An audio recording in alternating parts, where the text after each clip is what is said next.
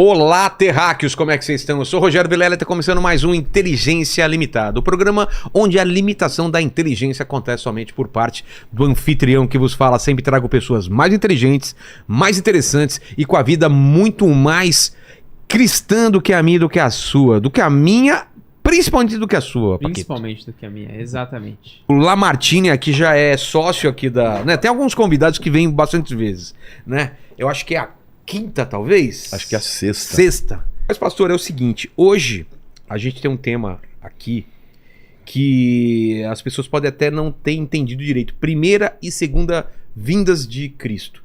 Ele nos prometeu que ele iria voltar. Mas eu quero ir antes, não sei se a gente pode voltar antes da primeira vinda. Eu quero saber a persona, o indivíduo, não sei como a gente chama, de Cristo, se ele sempre existiu como Deus, ou ele foi criado, ou tem um momento em que ele... Eu queria entender, eu não entendo direito essa parte. Porque Deus é Pai e Filho, que é Cristo e o Espírito Santo, mas eles são todos o Verbo, eles são todos os criadores. Como funciona isso? Então, a Trindade é um dos mistérios mais...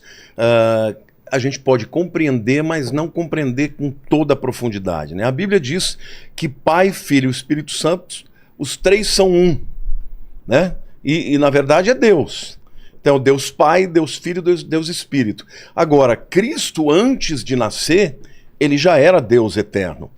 Só que ele é o Verbo, é o Logos, né? Lá em João capítulo 1 diz, no princípio era o Verbo, e o Verbo estava com Deus, e o Verbo era Deus. O que significa era o Verbo? Então, o Verbo é o Logos, a palavra grega lá é Logos. É a própria essência de Deus. É a ação? Não, é a pessoa do Deus Filho que cria todas as coisas. A Bíblia diz que todas as coisas foram feitas por ele, está falando de Cristo, né? Sem ele, nada do que foi feito se fez. Ou seja, eu diria o seguinte, Deus, ele é o arquiteto que concebeu. Tá. E ele criou através da palavra. Quem é a palavra? O Verbo. É Jesus. E o Espírito Santo supervisionou. A gente vê isso lá no Gênesis. Né? No Bereshit bara Elohim et hashamayim ve'et haaretz. No princípio, criou Deus os céus e a terra. A palavra Deus ali é Elohim, que é plural. Deuses? É. Na verdade, os judeus vão dizer que é um plural de majestade, sim, que na verdade é uma forma de dizer, uma forma culta de dizer que Deus que é um só. Mas ali é um plural. E quando você vê depois Deus falando sobre criar, né, o ser humano, ele fala, façamos o homem à nossa imagem e à nossa semelhança. Então, quem criou o homem também? O Pai, o Filho e o Espírito Santo. Então, Cristo, antes de encarnar, ele era Deus Filho. Eternamente com Deus, nunca foi criado. O Filho é Deus tanto quanto o Pai, tanto quanto o Espírito Santo. Eles são três em um. Existem várias maneiras de você entender isso. Por exemplo, a água. A água você tem o estado sólido, líquido e gasoso, mas é H2O. É a mesma água. Então são manifestações da mesma pessoa de três maneiras diferentes. São três manifestações, três... Você não pode dizer que são três deuses, mas são três pessoas numa só. Entendeu? Mas Jesus, antes de encarnar, ele já existia. E na Bíblia é interessante porque muitas vezes ele aparece como mensageiro de Javé. Ah, é? Lá na tradução para o português, fala anjo do Senhor. Mas no original é Malach Yahweh. Malach é anjo, mas é também mensageiro. Porque quando você fala de anjo, parece que é um ser criado, né? Certo. Os anjos foram criados, mas o anjo do Senhor não. Ele não é criado. E uma diferença também de todos os demais anjos, porque, por exemplo, quando alguém tem uma visão de um anjo qualquer, ele é um ser extraordinário. Então, normalmente a pessoa não aguenta ficar de pé, ela cai em adoração. E os anjos, quando eles são anjos criados, eles falam, olha, não me adore, levanta, eu sou servo do Altíssimo como você. Mas o anjo do Senhor não, ele aceita adoração. Então tem algumas manifestações, por exemplo, quando... Moisés está diante da sarça ardente, lembra dessa história? Né? Que ele vai lá, ele vê um arbusto que pega fogo, e aí de repente no arbusto vem uma voz que diz, olha, tira as sandálias dos seus pés porque esse lugar é santo. E aí ele tira e ali Deus fala com ele. Ali é o Senhor Jesus que está falando com ele.